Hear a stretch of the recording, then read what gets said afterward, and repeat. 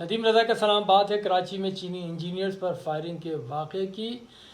کراچی کے side area میں جو ملز کے اندر فائرنگ ہوئی تھی اس کے کچھ حقائق پتہ چلائے ہیں،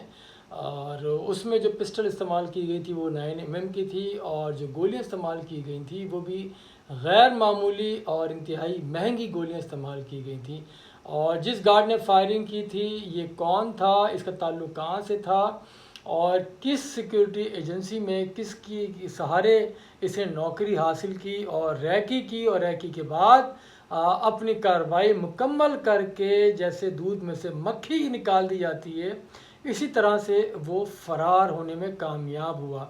تو اسی کے اوپر میں نے پہلے بھی ایک ویلاگ کیا تھا جس میں کچھ سطحی معلومات یا ابتدائی جو معلومات تھیں وہ آپ کے سامنے رکھی تھیں، لیکن اب جب اس کے کھوج لگایا چیزوں کا کہ آخری معاملہ ہوا کیسے اتنی سیکیورٹی کے باوجود، اور یہ ایک ٹیکسٹائل ملز کے اندر اس واقعے کا ہونا ایک اچنبھے اور انہونے کی بات تھی، کیونکہ سارے راستے سیکیورٹی فراہم کی گئی تھی، اور اندر جو ذمہ داری تھی وہ اسی کی ذمہ داری تھی سیکیورٹی آنر کی، یعنی کہ سیکیورٹی انتظامیہ کی، کہ وہ چینی انجینئرز کو اب اندر مکمل تحفظ فراہم کریں۔ تو یہ واقعے سے متعلق اگر بتاؤں ہوا کچھ اس طرح تھا کہ 5 نومبر کی صبح 8:02 پہ غالباً یہ چینی انجینئر حسب معمول اپنی ملازمت پر پہنچے ہیں، اور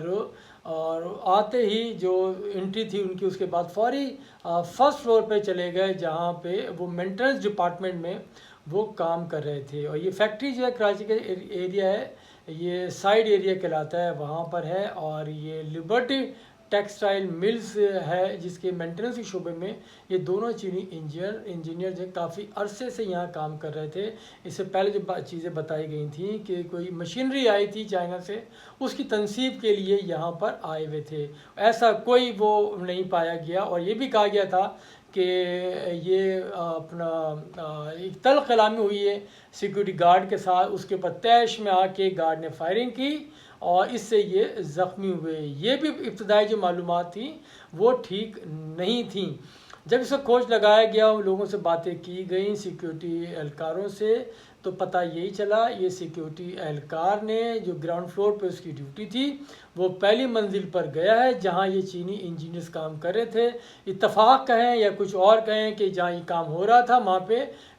جو کیمرہ نہیں لگا ہوا تھا، تو وہ اس کمرے میں اس سیکیورٹی اہلکار نے داخل ہوا ہے اور اپنا 9mm کا پسٹل نکالا ہے، اس سے گولیاں برسا دیں دونوں کے اوپر۔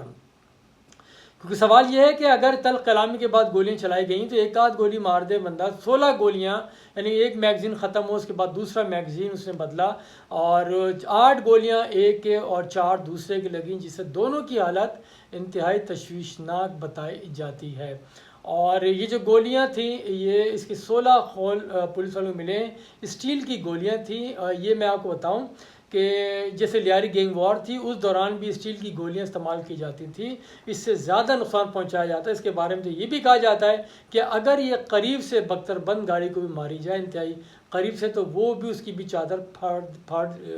پھاڑ دیا کرتی ہیں یہ گولیاں۔ یعنی انتہائی خطرناک انہوں ہتھیار استعمال کیا، اور جو ادارے کی یا سیکیورٹی ایجنسی کی جو پسٹل تھی وہ اس نے استعمال نہیں کی۔ اس کا مطلب ہے باقاعدہ منصوبہ بندی کے تحت یہ شخص سیکیورٹی ایجنسی میں بھرتی ہوا، اور اس کے بعد جو ریکی کرنے کے بعد وقت مقررہ پر اس نے گولیاں چلائی اور وہاں سے فرار ہو گیا۔ بہرحال یہ واقعہ ہو گیا ہے کوئی 8:15 یا 20 منٹ کے اندر یہ واقعہ پیش آیا ہے، اور جو لبرٹی کی جو ٹیکسٹائل ملز ہے اس کے انتظامیہ نے پولیس کو اطلاع تاخیر سے کی ہے، کہتے ہیں کہ 8:40 پہ، اور اس دوران انتہائی سخت سیکیورٹی کی جو 2 لیئرز اس کے اندر موجود تھیں کمپنی کے اندر، اور ان کو کراس کر کے وہ وہاں سے فرار ہونے میں بھی کامیاب ہو گیا۔ اس کے بارے میں بتایا گیا ہے کہ یہ پشتون بیلٹ جو بلوچستان کی ہے وہاں سے تعلق ہے، قلعہ سیف عبداللہ یا وہ چمن سے اس کا تعلق بتایا جا رہا ہے، اور اس نے بھی 4.5 ماہ قبل ہی سیکیورٹی ایجنسی میں اس نے نوکری حاصل کی تھی۔ یہ کہ ایگزیکٹو کوئی ایجنسی ہے سیکیورٹی کی، اس میں اس نے ملازمت حاصل کی تھی۔ اور اس نے پھر یہ کارروائی اپنی مکمل کی ہے اور وہ آرام سے نکل گیا. اور المیہ یہ ہے اس شخص سے متعلق کسی کو بھی علم نہیں کہ کہاں رہتا تھا, کہاں سے آتا تھا, کون اس کے یار دوست تھے, کچھ بھی نہیں تھے. اور یہاں پہ اس واقعے سے جو سب سے بڑی لرننگ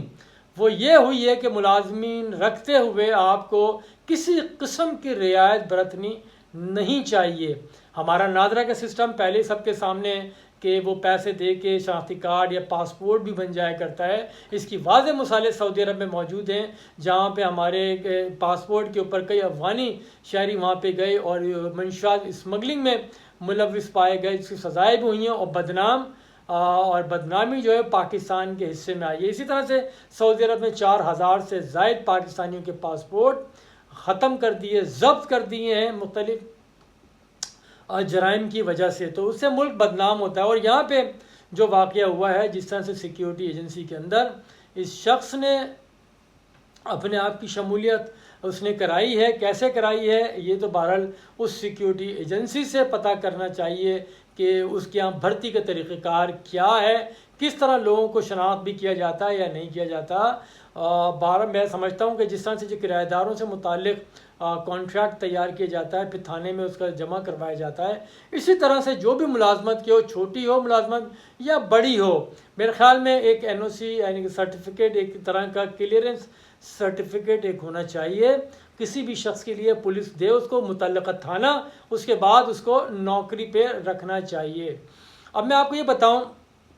کہ یہ جو دونوں چینی انجینئر ہیں کافی عرصے سے اس کمپنی کے ساتھ وابستہ ہیں اور کراچی کے پوش علاقے ڈیفنس میں ان کی رہائش تھی اور وہاں سے روزانہ یہ صبح سویرے پولیس کی جو اسپیشل پروٹیکشن یونٹ اور رینجرز کے حصار میں ان کو یہاں پہنچایا جاتا تھا سائڈ ایریا کے ملز میں. اور اس دوران جو راستے میں پولیس تھانے آتے تھے ان کی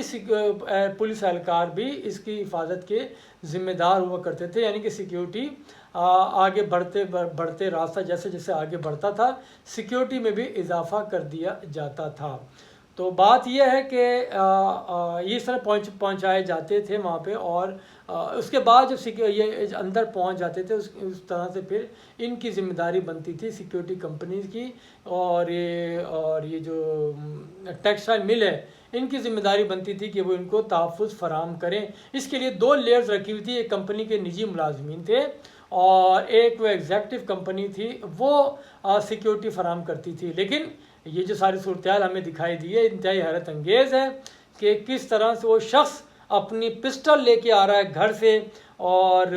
ادارے میں داخل بھی ہو جاتا ہے. کوئی چیک اینڈ بیلنس نہیں ہے. سیکیورٹی میں تو یہ ہوتا ہے کہ کوئی بھی شخص ہو اس کی جانچ پڑتال کی جاتی, جامع تلاشی لی جاتی سیکیورٹی جہاں بھی سیکیورٹی اہلکار ہوتے ہیں. تو ایسے میں پاکستان کی پوزیشن کافی کمزور ہوئی ہے کہ گاہے بگاہے چینی انجینئرز کے پاس یقین دہانیوں کے باوجود ان کے حملے ہوتے رہتے ہیں. اب یہاں پہ کوئی کیا کر سکتا ہے کہ جس کمپنی کے اندر ملازمت کر رہے ہیں وہی کمپنی ان کی حفاظت سے غافل ہے اور سیکیورٹی ادارے تو اسے مکمل طور پہ سیکیورٹی فراہم کر کے لا رہے ہیں. ایسے میں جو چین کے مطالبات بھی بڑھتے جا رہے ہیں, لازمی بات ہے ان کے شہریوں کو نشانہ بنایا جا رہا ہے. تو جو چین کے جو مطالبات ہے پاکستان اب تک مان نہیں رہا تھا انہیں بھی ماننا پڑ رہا ہے اور ان کو پاکستان کی قیادت نے غیر معمولی ایک بار پھر سیکیورٹی فراہم کرنے کی یقین دہانی بھی کرائی ہے. اور اس کے ساتھ ساتھ جو پاکستان کے وفود بارہا ملاقات کیے جا رہے ہیں ان کے ساتھ, اور بھی پھر ان کو بتایا گیا کہ پاک چین اسٹریٹجک پارٹنرشپ کو برقرار رکھتے ہوئے گوادر میں جو 97 ایکڑ متنازع اراضی میں سے 22 ایکڑ اراضی گوادر بندرگاہ فری زون کی سیکیورٹی کے لیے مختص کر دی گئی ہے. گوادر میں جو چینی اوورسیز جو پورٹس ہولڈنگ کمپنی کو فراہم کردہ 2281 ایکڑ اراضی میں سے 97 ایکڑ اراضی کا چین کو فراہمی کا پہلے فیصلہ نہیں کیا گیا تھا, لیکن اب صورتحال ایسی ہو رہی ہے کہ ان کو وہ بتا بھی دیا گیا ہے کہ یہ فیصلہ کر لیا گیا ہے. اور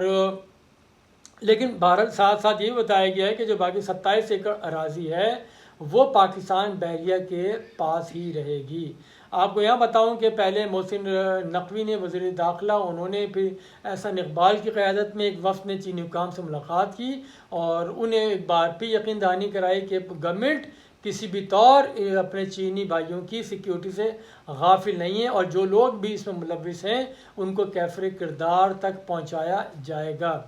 خیال رہے کہ پاکستان نے سی پیک اور دیگر منصوبوں کو مکمل کرنے کے لیے یا ان کے اوپر جو چینی شہری کام کریں ان کی حفاظت کے لیے اسپیشل سیکیورٹی ڈویژن 2016 میں تشکیل دیا تھا، جس میں 49,000 فوجی شامل ہیں، اور اسی ڈویژن کو 32,000 پیراملٹری فورس کی بھی مدد حاصل ہے۔ پھر پولیس ہی میں سی پیک کے الگ سے ٹاسک فورس بھی ہے، اور پولیس کے کاؤنٹر ٹیررزم ڈپارٹمنٹ بھی ان کے ساتھ مل کے ان کو چینی شہریوں کو تحفظ فراہم کر رہا ہے۔ فوج اور سول خفیہ ایجنسیاں بھی چینی باشندوں کی سیکیورٹی کے اوپر مامور ہیں۔ اس کے باوجود حملوں کا ہونا بہت بڑا سوالیہ نشان بن کے رہ گیا ہے۔ سب سے پہلے میں سمجھتا ہوں کہ اپنی صفوں میں موجود کالی بھیڑوں کا صفایا کرنا ہوگا، پھر پرائیویٹ سیکیورٹی کمپنیز کی پالیسیوں کا بھی اثر نو جائزہ لینا ہوگا، کہ ان سب باتوں کے ساتھ ساتھ پہلے مرحلے میں سمجھتا ہوں کہ وزیر اعظم شہباز شریف کو بلوچستان کے دورے کرنے پڑیں گے، کیونکہ صاف دکھائی دے رہا ہے کہ بلوچستان کو ہر سطح پہ اگنور ان کو کیا ہوا ہے، اور لاہور سے کچھ وقت کے لیے ان کو میرے خیال میں نکل کے کوئٹہ میں بھی جانا چاہیے، وہاں رہیں۔ جو حقیقی وارثین ہیں بلوچستان کے، جو جس چیز کا نعرہ لگایا جاتا رہتا ہے بہرحال کہ آرٹیفیشل یا ہائبرڈ جو سیاستدان ہیں ان کے ساتھ رابطے میں ہیں، انہی کو مراعات